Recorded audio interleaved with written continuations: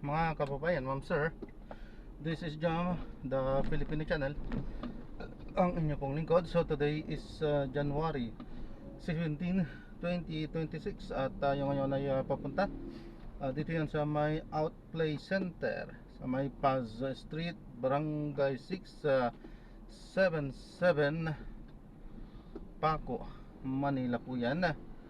At dadalhin po natin yan sa may Road 5 Street, Metro Manila. Nakalagay lang po dito Road 5 Street, Metro Manila. So Manila,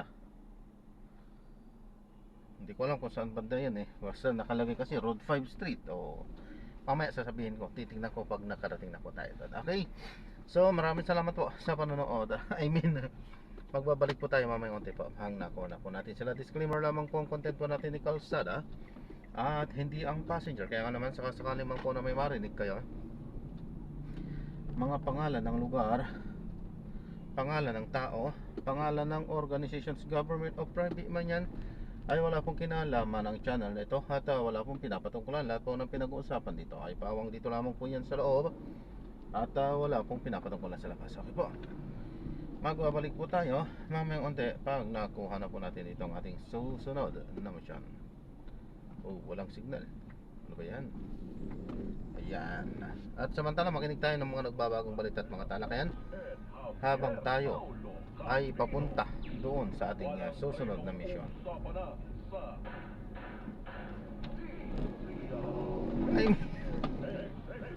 yan, makinig tayo ng mga nagbabagong balita at mga talakayan po.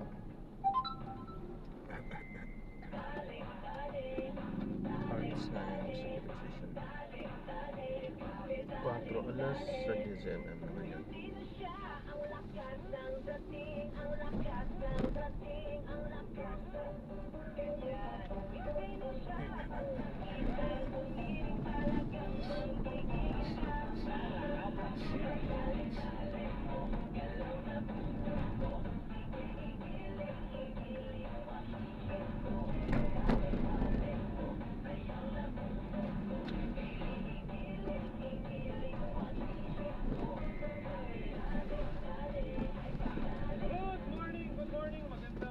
Sabado po ng umaga mga kababayan, kayo po ay nakikinig sa executive session. Ako po si Ed Javier. Siyempre kasama po natin ngayong Sabado ng umaga ito Senator J.B. Ejercito, Congressman Jonathan De La Cruz, Inspector General Dodong Dulay at si Pao Capino. Morning gentlemen. Good morning. Good morning. Happy New Year. Happy New Year. Tagal kang nawala. Kaya binigyan ko Happy New Year. Para kayo ni IG na wala eh.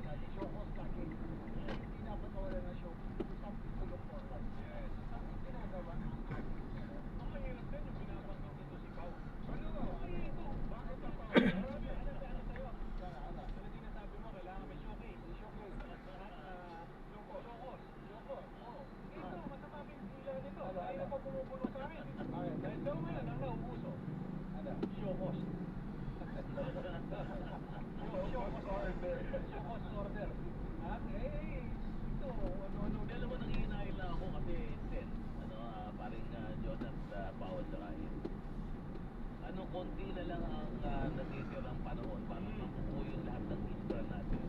Dahil siyempre, gusto na yung presidente matapos lahat, di ba? Kaya lang, kapag ganyan na nangyayari ng bagal ng una ang bagal ng pag-release. Hindi naman tayo sa kukulit na ba? Kasi hindi tayo talaga ng ang alam mo, yung mga project hindi tinutuloy na dahil pinitin lahat, nakaspend ka lang. Nawawala yung bid score. Parang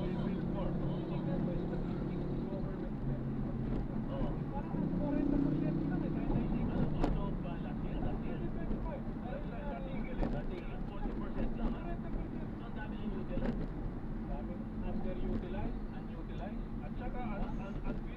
projects. Eh, pagka ikaw, alam naman sa gobyerno, progress hindi na Oo, sabihin mo, tama. gagawa ka muna, nagawa ka, bayaran ka, nagawa ka ulit, babayaran ka. Eh kung hindi ka babayaran, hindi ka na makakapagpatuloy. Tama. Wala kang puhunan. Wala kang puhunan na pang-ikot, di ba? Kaya tayo nananawagan kay Department of Public Works and Transportation Secretary. Ha? Ha? Department of Public Works and Highways. And Highways, hindi. And Transportation. Kasi ang akala ko, siya kasi na ang Secretary of Public Works and Transportation. Yung Transportation si Baroy. Tanda niyo yun. Ikaw talaga. Hindi na naman nagpapatakbo ng DPWH ng balita ng aking pero parehong ano yan, infra. Parehong infra yan. Public Works at saka Transport. Department of Public Works and Transportation Secretary Vince Dizon, sana tignan mo maigi yan. Kasi yung nagpapatakbo doon yan, DPWH, CR. Isang tao lang. Yes, sir. Yan ang balita mo. Yan ang balita mo. Kaibigan ni Jen JP. Kaibigan ha? Kaibigan. JB, namin ay bubulong ko sa'yo. Ang pangalan niya ay Mike C. lamang. Diba?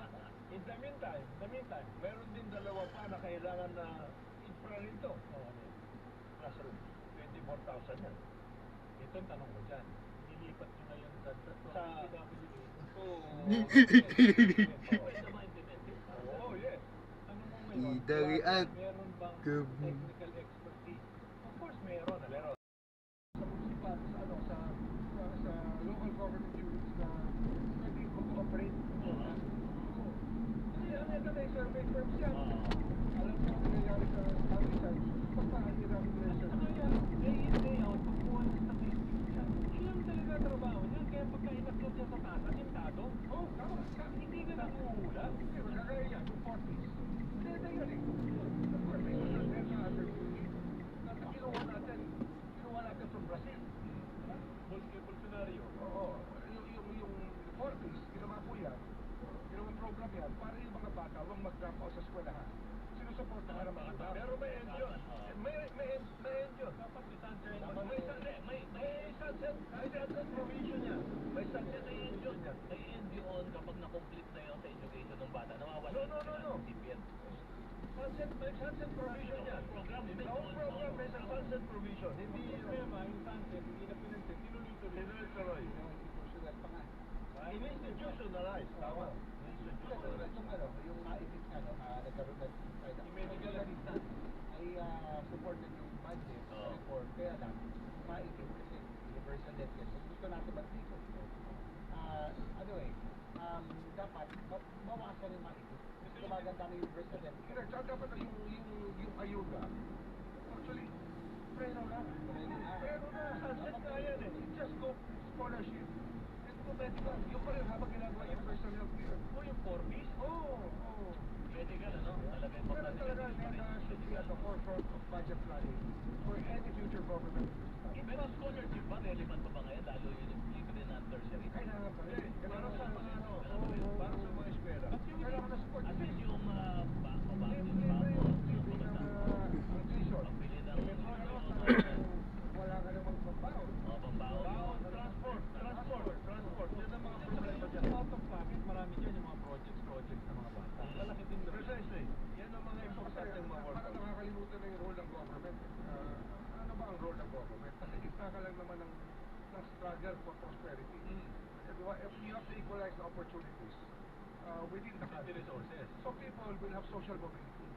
Kasi ang dami mahirap eh. Para ito yung umulad ng buhay. Dapat ang gobyerno lagi magpapadali ng buhay ng tao. Ang lahat. Nobody left behind yan. Dapat na-expect tayo infrastructure. Kaya going back to infrastructure. To the infrastructure problem. Yan, tourism. Driver ng economy yan. Alam mo yan, ang pinakamapag value added ng economy sa akin. Importante. Matagal yan. Infra, yung tourism. Kaya lang pinapilasaw eh. Oo. Yan ang problema. Yan ang talagang mga bawat alam mo. Hindi pwedeng ayuda na Thailand. Saka ano yung process kasi dyan, yung Philippine Tourism Authority, binibigyan mo yung budget, bahala na sila. Kesa na yan, kesa. Hindi nakakaya na niya eh. Ano, papagawa kita ng CR, wala naman maintenance, wala mag-maintenance. Yung wala rin, di ba? Balikan natin yung pinag-uusapan yung investment. Alam mo nyo, yung trade in investment starts with tourism. Pupunta ang mga negosyante, makikita ang bayan natin, ganda, nagustuhan, nakita ang mga tao, nakita ang mga galing. Ito nakita ko, Pilipinas, maganda, pasok ako. Eh, paano gagawin? Trade begins with visits eh. Ikaw nga yung doon sa unang nakikita. Ang naging- Huli nga sa airport, maganda na. Ang naging malaking Nagtatakbo na airport. Hindi, ang naging malaking problema natin pati, Maliit we yata adopted dito. this strategy na Maliit. super ang Asya ng naman. gobyerno pagdating sa ayuda, pero pagdating sa infrastructure, pinaubayan na, sa utilities pinaubayan natin sa mga private sector na hindi naman natin inaayos ang arrangement. Ang pinag-uusapan ho natin dito, mga kapatid. Halimbawa, meron kang gustong mamumunan pumasok. Yan, so na-drop na natin sila. So maraming salamat po sa panonood. Hanggang sa muli, ingat. God bless. Paalam po.